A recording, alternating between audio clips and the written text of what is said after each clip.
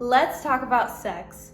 So I know that there are so many negative emotions that oftentimes accompany sexuality and sensuality. And today I want to talk to you specifically about that. Oftentimes I feel like as women and as those of us individuals that have female genitalia, we are often inundated by messages that bring us shame, insecurity, repression, guilt, and just all this negativity when it comes to our sexuality and the ways that we embrace ourselves sensually. And so the first thing I want to address is that if you have ever experienced any form of sexual trauma, sexual assault, or if you just struggle overall with embracing your sexuality and your sensuality, I strongly and highly encourage you to get into contact with a certified sex therapist. Just to share a little bit of my own story, I struggled hugely in the past with anxiety when it came to sex with my husband.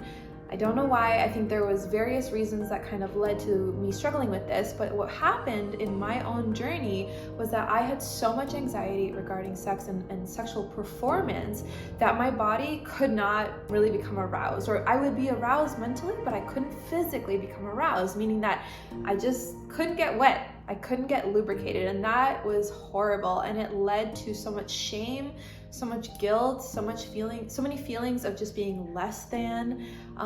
It also led to pain because of the friction that was involved when there was not enough lubrication. It was just a hot mess.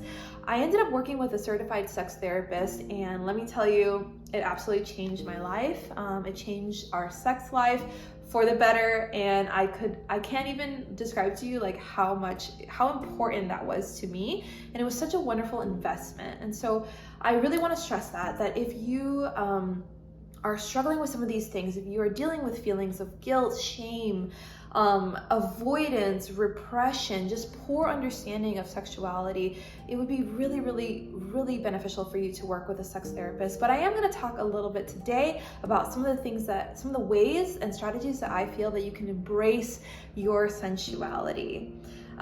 Okay, so how are we going to become more open and understanding to our own sexuality? So I want you to think about and reflect on different ways that we can become more open, or that you can become more open to your sexuality. So I want you to envision and just think about, what are the emotions that come to mind when a sexual thought crosses your mind? You know, do you feel embarrassed? Do you feel empowered? Do you feel sexy? Do you feel turned on? What are the different things that actually come to your mind? What are the different ways that you feel that in your body? Do you feel butterflies in your stomach when you think about the possibility of having sex or anticipating sex in the near future?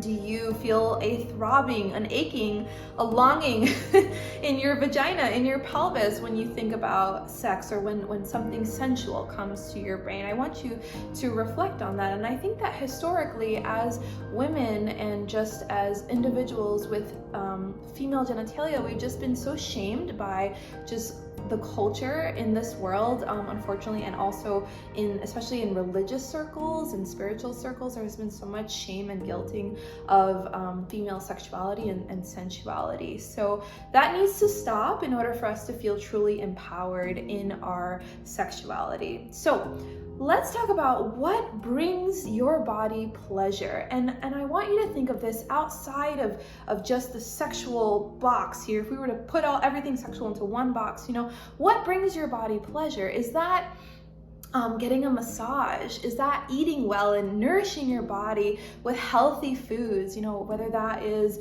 a smoothie from Smoothie King, or whether that's a kale salad, whatever it may be for you, or perhaps it's just getting strong in the gym, or maybe going on a peaceful walk. You know, how do those things bring your body pleasure? What are those things that bring your body pleasure? What brings your senses pleasure? Is that lighting a candle and just filling the room with that beautiful and wonderful scent and being able to experience that through your senses? Is that oil on your skin? Is that the feeling of a silk robe on your shoulders? I want you to reflect on that. And another thing I want you to reflect on is, if you have a partner, what are the ways that they bring you pleasure? Is that through the touch, their skin on your skin? Is that through, a warm embrace, or perhaps, their lips on your lips as they give you a kiss? So that is something I want you to think on and reflect on. And lastly, let's talk about ways to implement sensuality into your daily routine. So these are some of my favorite ways. I hope that you enjoy them and that you're able to implement them into your routine. So the first one that I love to do, and it makes me feel like I'm having the best day ever, is whenever I match my bra and my panties, I just feel like $1,000,000. It makes me feel attractive. It makes me feel put together. It makes me feel sexy and empowered, and I love that. Another way that we can do this is maybe once we get home from work, changing into your favorite lingerie, putting on that beautiful robe, on top of it. Regardless of whether you are in a relationship or whether you're single, it doesn't matter. We can still embrace who we are as sexual beings and embrace the sensual side of ourselves. Other ways that you can embrace your sensuality are to take a warm bath, that is lit only by candles, play some really relaxing music or some sensual music. Use your favorite oil, massage your skin, massage your inner thighs, once you dry off from that bath or that shower even. Other ways that you can embrace your sensuality are to dance, so whether that is by yourself or whether that's with a partner, but just to enjoy the movement that comes out of your body as you listen to those notes and to those melodies that the music makes. And of course, just embracing all of that and soaking that all in. I think it's so important. And I really hope that these strategies and these tips are helpful to you. And I'm excited for what the rest of this video series is going to bring as we talk about sex and all the different ways that we can make our sex life better, whether that is by ourselves or whether that's with a partner.